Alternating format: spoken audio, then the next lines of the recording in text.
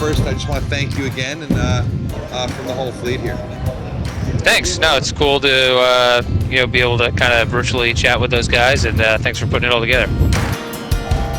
We're parked here in a Volvo 65, probably the guys that I got myself surrounded with here, but if we were sitting at Monty's eating a bunch of nachos and drinking a bunch of beers, I wouldn't mind hanging out with the Argo guys, I guess. I think the word you chose there is probably the biggest parallel. The intensity is probably just as high out here as it is on the 32 circuit. The last leg for a long while, the fleet was really compressed and everybody was driving on 10-degree shifts, and it really felt like an inshore race that just didn't have a bottom mark, really. It was super cool. It's such a great example of how technology is changing the way that people can view sailing. And, it's really fun to watch that team in particular, with its American base and with the youth aspect of it. And I'm really pulling for them, and they've been doing a great job so far. I think it's awesome. I mean, that's the world we live in now, with the technology and the fact that how cool is that? These guys, middle of nowhere, out racing an ocean race, and we can speak to them like you and I are speaking. And that's the world we live in. So it's so cool, I reckon, to open that technology up. It's definitely probably the toughest night I guess I've ever had in my sailing career. We were checking in with them every half hour, and to hear those guys, have to abandon ship, and it was, like I said, totally surreal. And hats off to those guys with the professionalism with which they handled themselves in a very tense situation.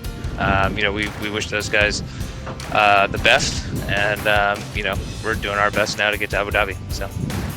They're real seamen. I didn't really know much of Charlie, but then as soon as I tuned in and started watching the first import race, I was a fan.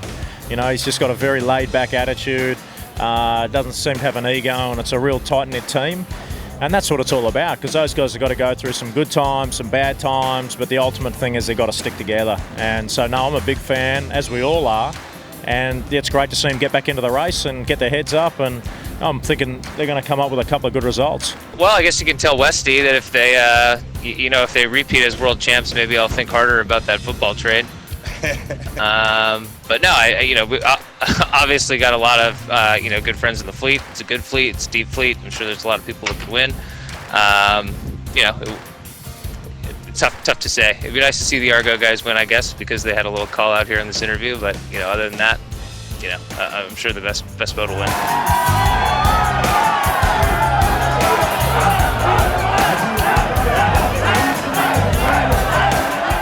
So much, and everyone who's watching here, get your ass to Abu Dhabi. We're gonna have fun over there, and it's gonna be a good couple of days in the Emirates.